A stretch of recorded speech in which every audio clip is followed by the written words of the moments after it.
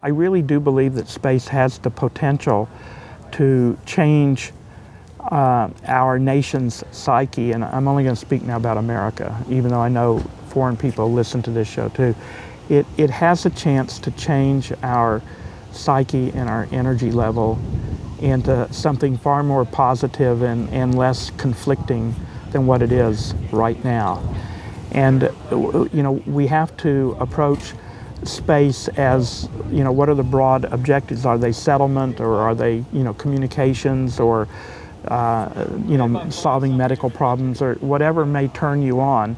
Space can be a tool for that, and it can be a great tool for your kids and your family, and for people all over this country, even the 50% that don't pay taxes, because if they end up in the emergency room, they're probably going to benefit from some of the space technology and life-saving medicine, especially if they go to the hospital in an ambulance, for example.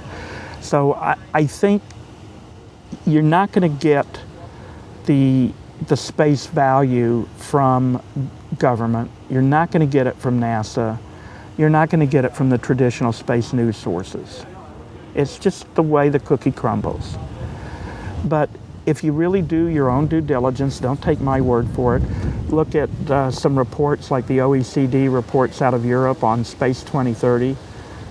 You can ask me by email for more information about them, on how space can be used to make humanity better now, what happens in emergency situations with weather, tsunamis. I mean, the fingers of space are really all over our planet for everybody. And we in America are the leaders of it. And we have to decide if we are going to continue to lead. And I know we're not a perfect country. Trust me on that. I've lost friends I went to high school with in Vietnam, and you look back and you say, for what the hell purpose was that for? And I've got 5 friends I grew up with in Tulsa that are in the ground. And that really pisses me off. So I know we are not a perfect country. But when you look at the good that America has been able to do for the world, with our investment in private sector, with our commerce, with our government policy, with Republicans and Democrats coming together for the national good of the country rather than some stupid damn partisan political agenda that half the country hates to begin with, it's all at our fingertips, and where many of us are watching us let it go.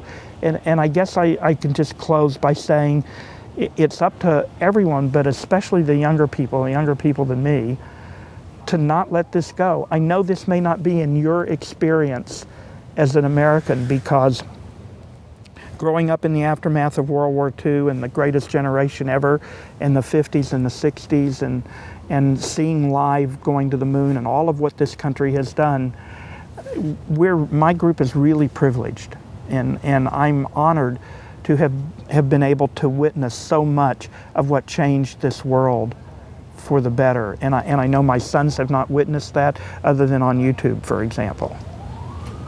And people, it's within our grasp, all of our grasp, and I just urge you, do real due diligence, settle down, and don't let our opportunities go. Don't let them disappear. There's no other nation on the face of the earth that can lead forward like the United States.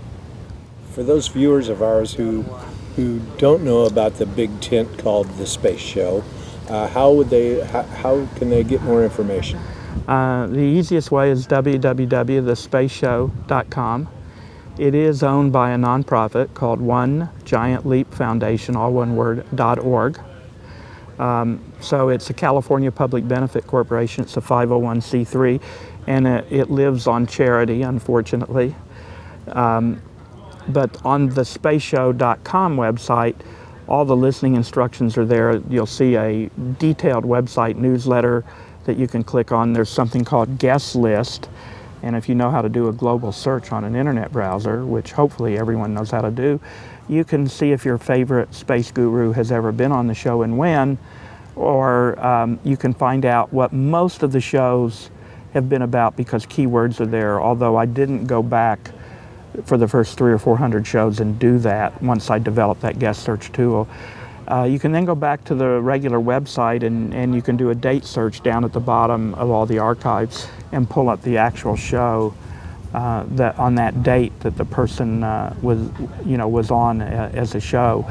And if we ever got the funding for a new website, it would be totally multimedia and interactive, and you wouldn't have to do all these cumbersome steps, but that's the way it is for now. But thespaceshow.com is probably the easiest way. The email address that I use for the Space Show, and I do respond to all emails, even the kooky ones, is drspace, DRSPACE, @thespaceshow.com.